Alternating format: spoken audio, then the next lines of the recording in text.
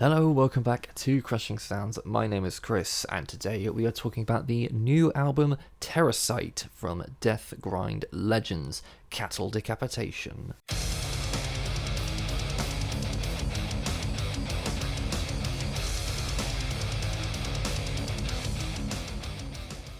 So I apologise for the delay in getting to this one. The album came out on May 12th, so goddamn I am way behind on this one. Various things ended up pushing it back.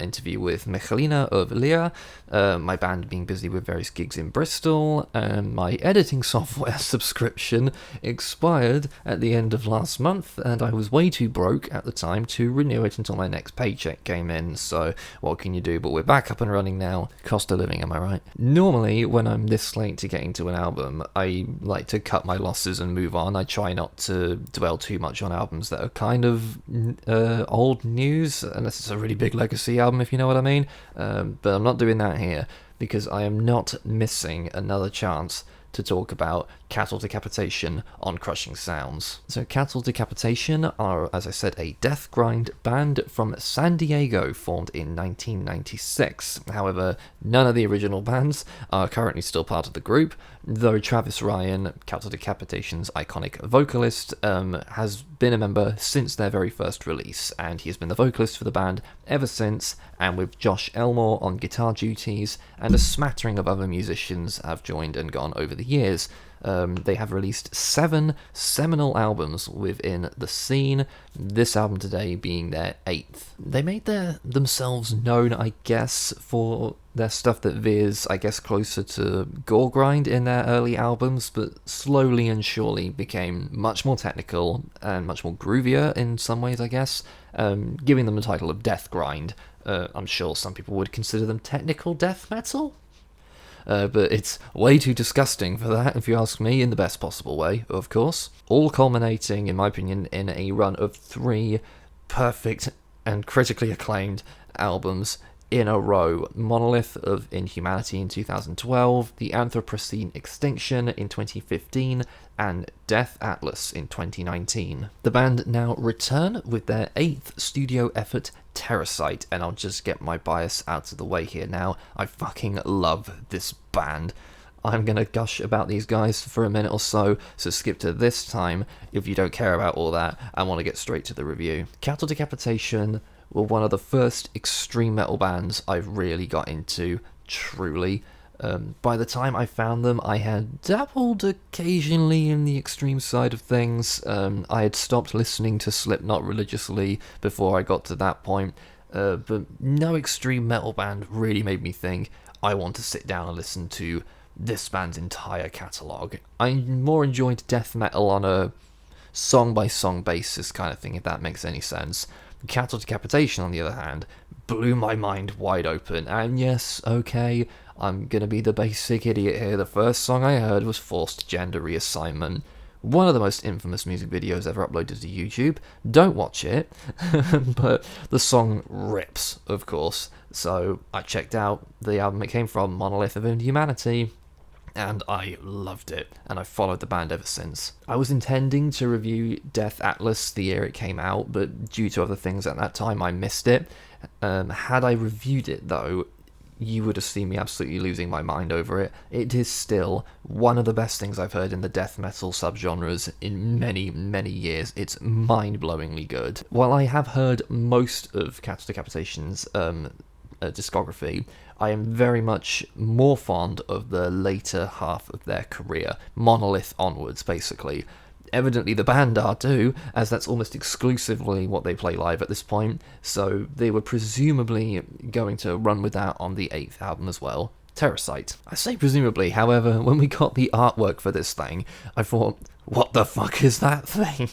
The last 3 album covers very much had the apocalyptic, misanthropic kind of vibe going on. This looked like we were heading back into just the disturbing Humanor kind of days, those kind of album covers. Having heard the band explain what this cover actually is, though, and what it represents, it is still the same apocalyptic, misanthropic portrayal of our future, but instead of a rotting, primitive monster, we're evolving into something far more eldritch and surreal. Since I heard Travis Ryan pointing out how terrified the creature looks on the front of this thing, I now can't unsee it. It doesn't look demonic or threatening, it looks fucking terrified, and to me, that makes it even more unsettling. But we danced around this long enough, let's dive into this monster.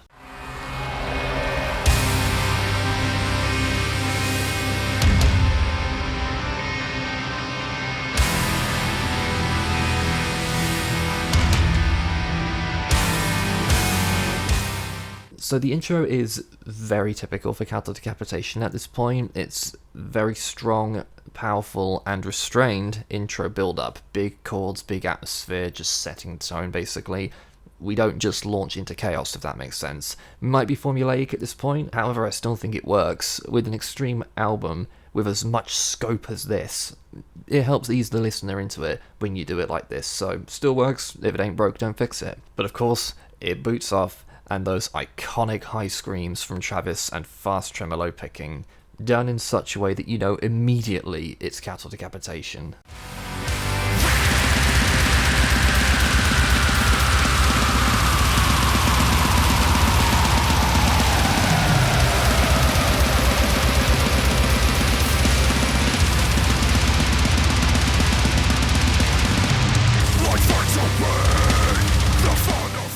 Lyrically as well, you get the setting and theme of the album right from the word go, with lyrical references to disease, oothekas, parasites, and of course the attitude that we, as humans, have brought this on ourselves.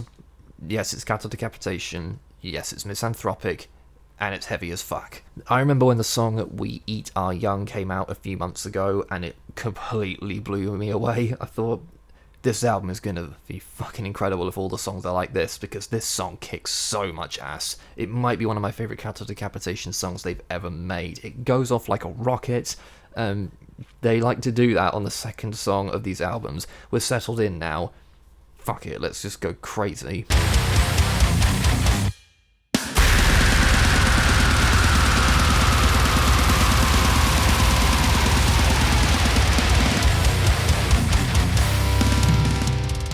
I also think here is a good example of how Travis Ryan's vocals, for as brutal and as fierce as they are, can be so enunciated as well. Obviously we're dealing with gutturals and fries here. A lot of it can be hard to make out, as is just the case with this kind of vocal style. You kind of have to read along to get a lot of the lyrics. But I tell you what, a lot of the time, Travis Ryan's vocals are almost audible, and I mean that in the nicest possible way. Bits like the first line of this song, Homo sapiens have made it perfectly clear, we can't control ourselves. I can't speak for everyone, but I understood that line straight away, and it made the song, dare I say, catchy in the death metal kind of way. Every time this song comes on, I'm belting that along with him. But also further on, when it screams with the awesome rhythm section locked into it, we cannot care, we never cared, we wouldn't dare. I cannot wait to see this song live, it's going to be so good. But speaking of that rhythm section, it continues to be the secret weapon of this band. Sure, Travis is the obvious highlight, but the riffs and the drums on this thing are filled with so much momentum, and it sounds gargantuan. Listen to how the instruments sync up with the line straight into the dirt and lead into the next section.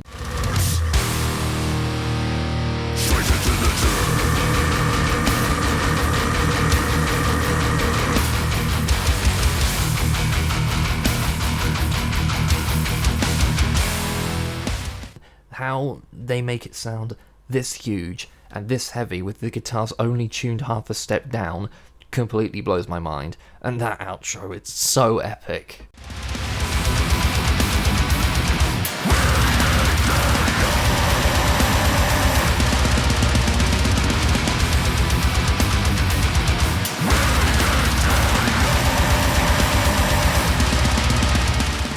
The beginning of Scourge of the Offspring gave me Monolith of Inhumanity vibes, which was cool, but when the vocals start, that first verse is just the gift that doesn't stop giving. I love the lead guitar lines that peak out between the chugging on the first few lines of the song, and those rests during the on and on and on is just awesome. Then we get the sort of repeated riffing that grows and gets more eclectic and demonic as it goes on. You have to pick your moments when deciding where to talk about Travis Ryan's clean vocals, as these days, on these latter albums, there are so many different highlights you could pick from when you want to showcase this. On this song in particular, they are so close to being straight, clean vocals. They still have that demonic edge. It's still so unique to this guy, and I honestly can't imagine a Cattle album without them at this point. It also works well on this album, as you could imagine that the weird, slightly off voice is good old Flick on the album cover there. That's just a Bug's Life reference there for you, had to be done. The Insignificance takes all that one step further. At the end of the song, we get Travis doing essentially clean. It's very low, close to spoken word, but there is some melody there. I thought, oh my god, he's going to do it, he's going to go full on cleans. They don't get much more than this on this song. However, what is instead cool is the whole outro basically has every kind of vocal style that he does, gutturals, fries, and a little bit of that mellow clean, and there's some gang vocals there too, so it's got everything basically.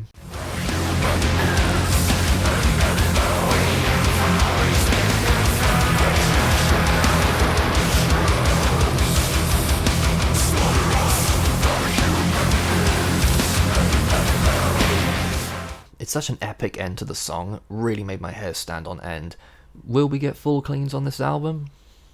We'll have to wait and see. Aphotic Doom, you've likely heard as well. It's been released as a music video at this point. One of their disturbing music videos, not forced gender reassignment or anything close to that, but even so, I winced when the skin started peeling off their bodies. Ugh. The ending of the song might well be, dare I say it, one of the catchiest things Cattle Decapitation has ever written, but it's kind of true. It has a strong vocal hook, and the spoken word bit that rounds it off is suitably epic as well.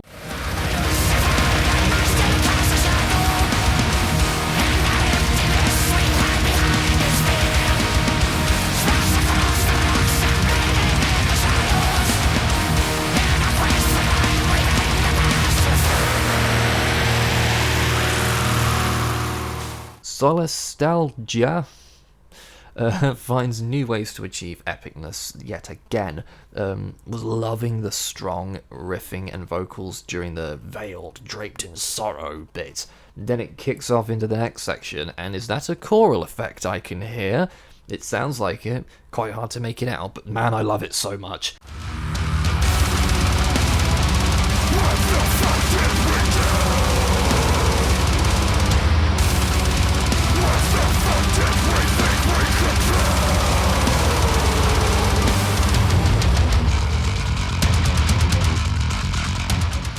That lifted this song even higher for me. I love that kind of vocal effect. It's such a simple touch, but it just makes all the difference for me. In fact, everything after the spoken word section on this song is just perfection. I love the climbing riff during the harsh vocals, and I love how melodic the song gets with the vocals in the chorus by the end. They have really embraced the melodic choruses on this album. As you can tell, it works for me perfectly. If any other Deathgrind band had a 10-minute song on the end of an album, I would approach with extreme caution. However, Cattle of course had the close to 10-minute Death Atlas on the previous album, so I knew we were in good hands. I adore the intro to Just Another Body, the closing song here. It has everything. It's got keys, strings, light and shade, great atmosphere. We fly off into familiar territory, no doubt, with all the trademarks across the album, but that intro, really, really good. Until, of course, a little over halfway through the song, it finally happens. Travis sings clean. Not spoken word, not harsh clean, full-on clean vocals.